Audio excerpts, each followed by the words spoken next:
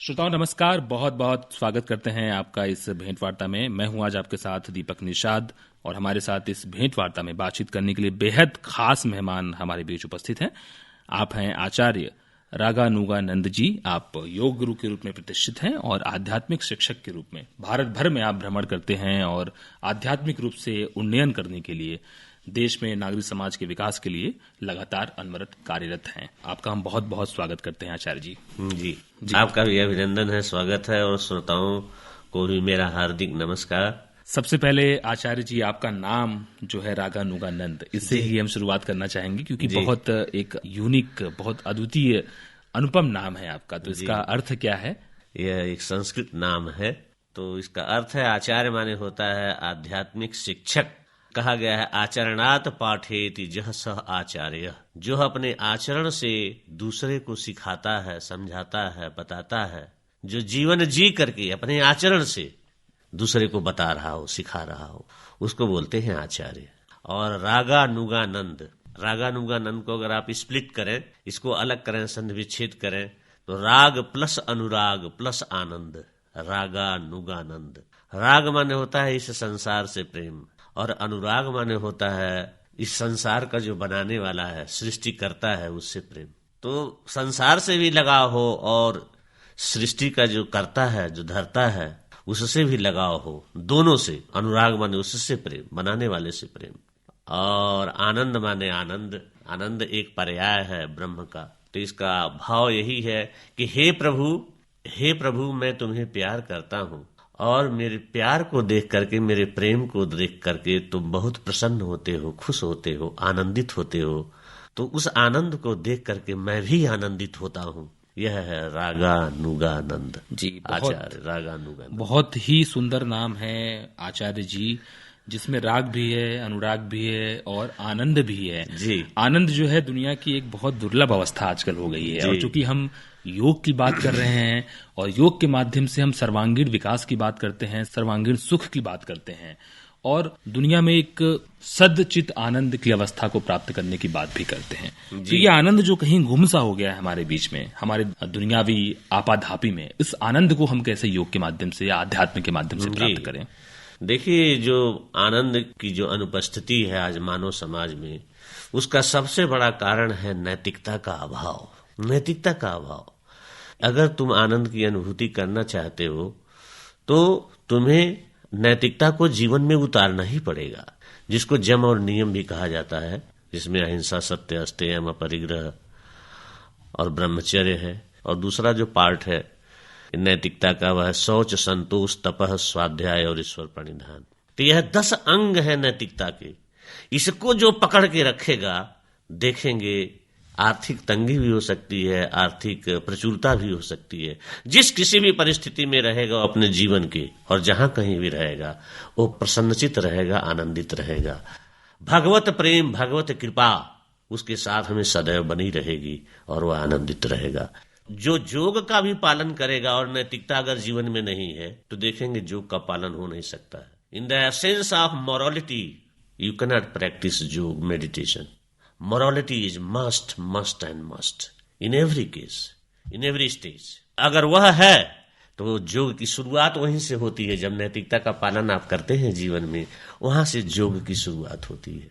और योग के ऐसे ऐसे लेसन्स हैं, ऐसे ऐसे पाठ हैं, जब आप करेंगे तो देखेंगे वो तो बने ही हैं इसलिए कि आपको आनंद देने के लिए। आचार्य जी, बहुत अच्छे तरीके से आपने परिभाषित किया कि नैतिकता का अभाव, नैतिकता का पतन, ये कुल मिलाकर के संपूर्ण मानवता के पतन का कारण है जी। और इसी के अभाव के कारण जीवन में आनंद का भी अभाव है जी। और अगर आपके जीवन में आनंद है तो आप तमाम जो है झंझावतों से जीवन के गुजर रहे हों और तमाम आर्थिक तंगी भी आपके जीवन में हो, लेकिन आप उसको मुस्कुराते हुए झेल सकते हैं, उसका सामना कर लेंगे जी। ये बहुत बड़ी शक्ति, जो एक नैतिकता की शक्ति है इंसान के अंदर, उसका आभास आपने कराया आचार्य जी। एक बात और है जो बहुत ही मार्क करने लायक है। देखो, संघर्ष तो रहेगा, संघर्ष रहेगा। संघर्ष जीवन का मूल मंत्र है। Struggle is the essence of life. जिसके जीवन में संघर्ष नहीं है, उसका जगह समाज में नहीं, शमशान में है। जिसके जीवन में संघर्ष नहीं है, इसलिए संघर्ष रहेगा, लेकिन उस संघर्ष में भी तुम्हें आनंद मिलेगा। जी, बहुत महत्वपूर्ण सूत्र आपने बताया कि जीवन में संघर्ष का होना अनिवार्य है और संघर्ष है यही आपके जीवित होने का प्रमाण है। आचार्य जी, यहाँ पर हम मानसिक जो वृत्तियां हैं इंसान की, मानव की, उसके ऊपर चर्चा करना चाहेंगे। कई बार बहुत सारी अवस्थाओं से इंसान एक साथ गुजर जाता है और आध्यात्म की शक्ति के साथ उसका सामना भी कर लेता है।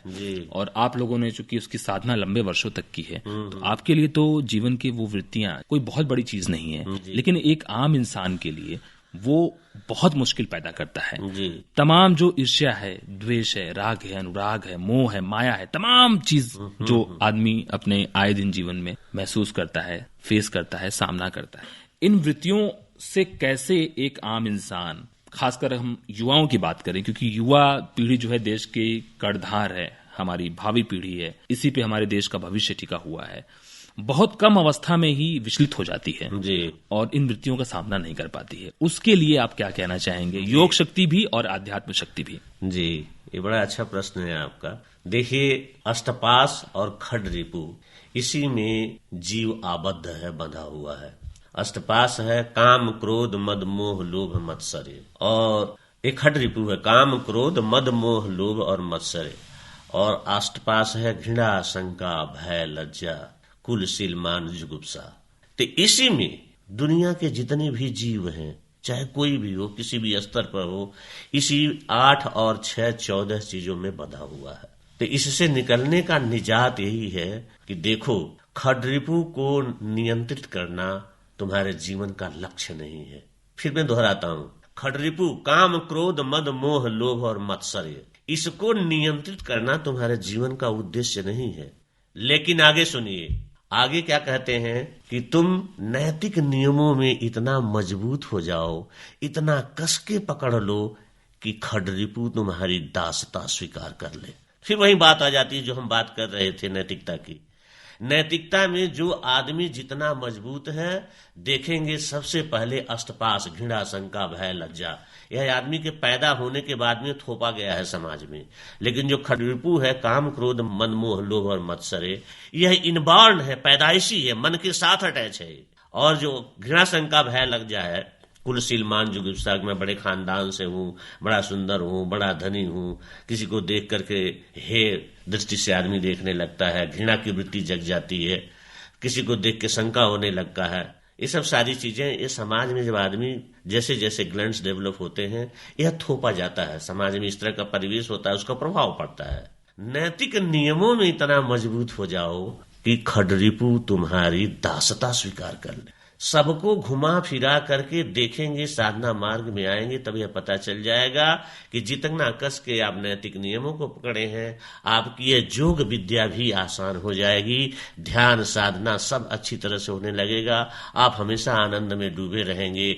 नैतिक नियमों को आपने माइनस कर दिया, हमेशा त्रस्त रहोगे, परेशान रहोगे, बेचैन रहोगे, बेहाल रहोगे। सब कुछ तुम्हारे पास में है, कहा जाएगा कि आर्थिक प्रचुरता भी है, संपदा भी है, सब कुछ है, लेकिन देखोगे एसी रूम में बैठे रहोगे, एसी कार में बैठे रहोगे, पसीना होगा, क्योंकि मन इतना बेचैन है, परेशान है। एक से एक गलत काम में तुम लिप्त हो, जिसकी वजह से मन तुमको आराम से कभी भी देखोगे शांति से बैठने नहीं देगा। आचार्य जी, हम दुनिया से बच करके भाग सकते हैं, लेकिन स्वयं से बच करके कहाँ भागेंगे, क्योंकि हमारे मन में चोर बैठा हुआ है और नैतिक पतन के हम शिकार हैं। और नैतिकता का उन्नयन करना, उसका विकास करना, ये खडरिपुओं को दास्ता में बांध देता है। ये मंत्र है आपका।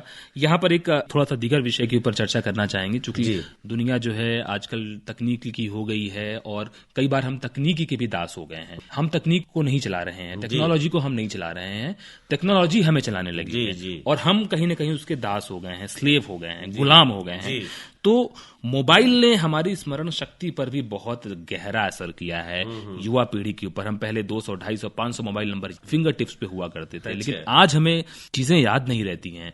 हम मोबाइल उठाते हैं कुछ काम करने के लिए, और जो काम करने के लिए मोबाइल उठाते हैं उसे भूल जाते हैं और किसी और काम में लग जाते हैं। 10-5 एप्लीकेशंस पड़े हुए हैं मोबाइल में, तो इससे हमारा समय भी बहुत नष्ट हो रहा है और मति भी भ्रष्ट हो रही है हमारी। तो इससे बाहर निकलने के लिए जो एक जंजाल है, मकड़जाल है, इससे बाहर निकलने का कुछ आप रास्ता बताइए।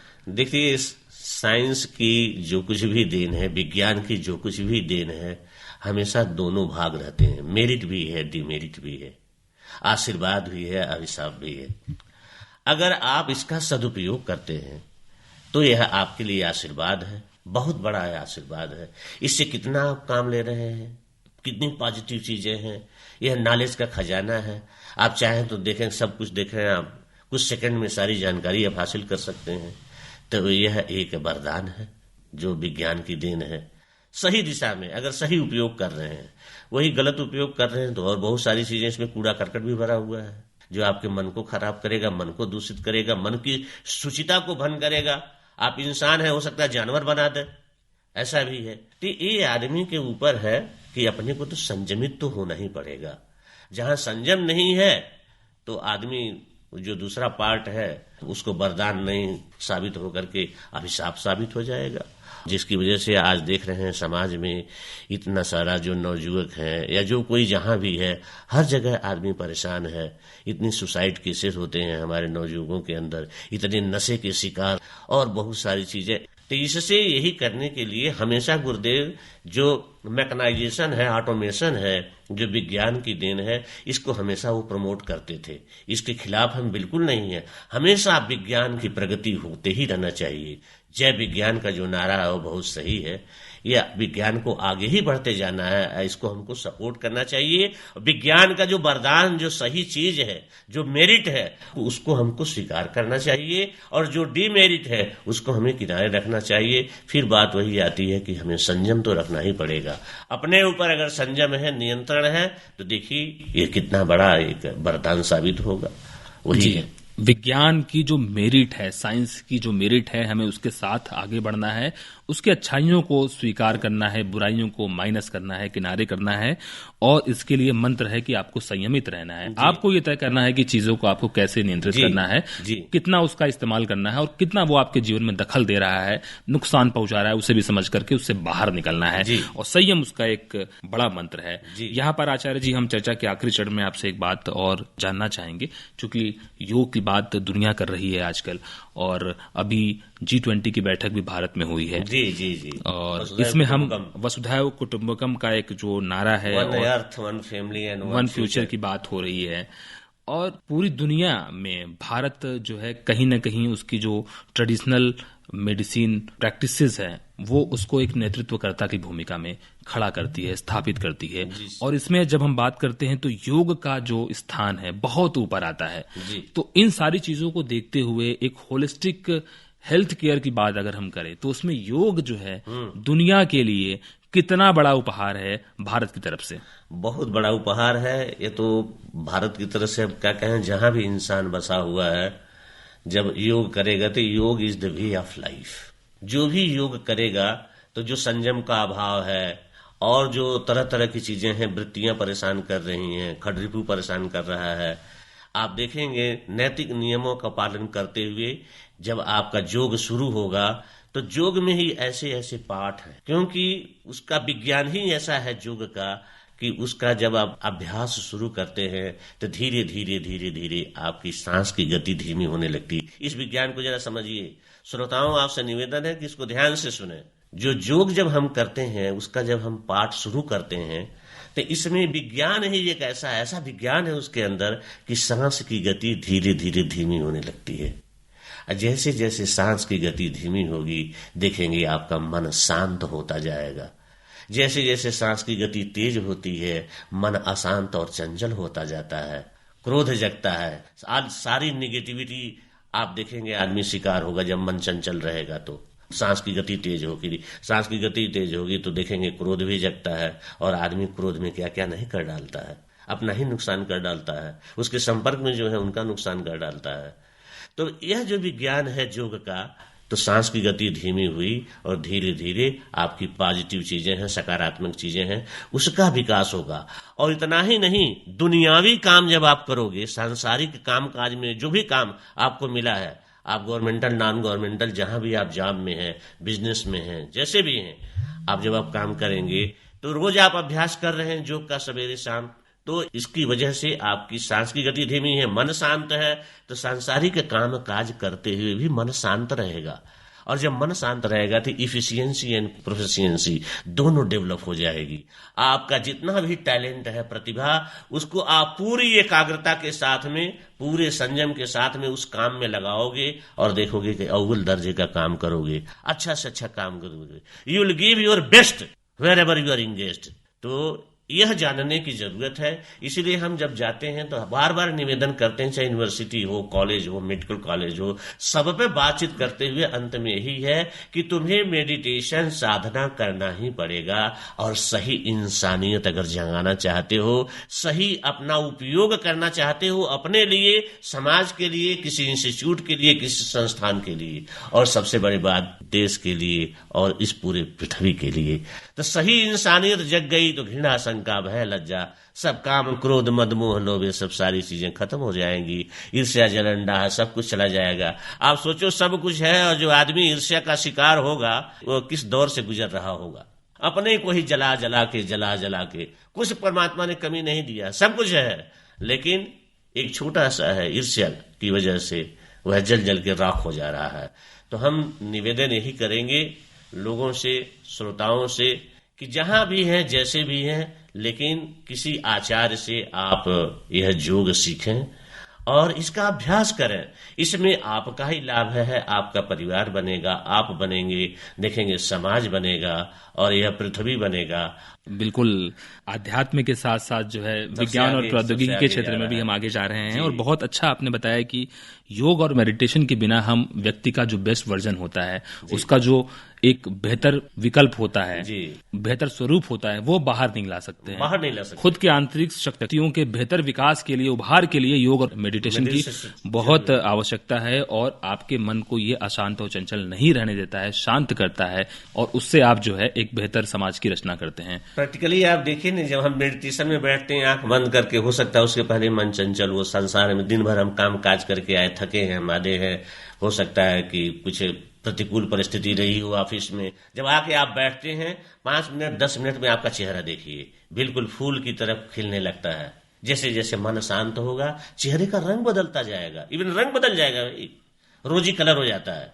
जो लोग साधना करते हैं, मेडिटेशन करते हैं, तो it is only because of हमारा जो सांस की गति है वह धीरे से धीरे, धीरे से धीरे और धीमी से धीमी होती जाती है, और जिसका असर दिखता है हमारे चेहरे के ऊपर। जी, योग की बहुत सरलतम व्याख्या आपने की, और सांसों के ऊपर कैसे हमें नियंत्रण रखना है, जी, कैसे अपने सांस की गति को धीमे बना के रखना है, तमाम बोझ और अशांति के बीच में भी अपने आप को शांत रखना है। बहुत अच्छे तरीके से आपने योग की व्याख्या की, आध्यात्म को आपने समझाया, जीवन में मानवीय मूल्यों के उत्थान के बारे में आपने बहुत विस्तार से बताया।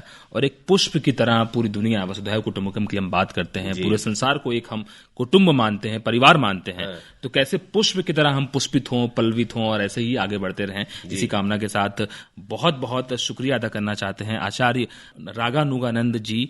आपने अपने कीमती कार्यक्रम में से बहुत कीमती वक्त हमारे श्रोताओं के लिए निकाला, बहुत बहुत शुक्रिया। रेडियो स्टेशन को मैं अपने हृदय से आभार व्यक्त करता हूं, और सभी श्रोताओं का मेरी बात से कुछ आपको लाभ मिले तो यही मेरा सबसे बड़ा पुरस्कार है। आप स्वस्थ रहिए, व्यस्त रहिए और बस आनंदित रहिए, आनंद बांटिए। दूसरे का जीवन में कुछ उपकार आप कर सकें तो जीवन धन्य है। इन्हीं शब्दों के साथ मैं अपने वाणी को विराम देता हूं। सबको धन्यवाद देते हुए नमस्कार।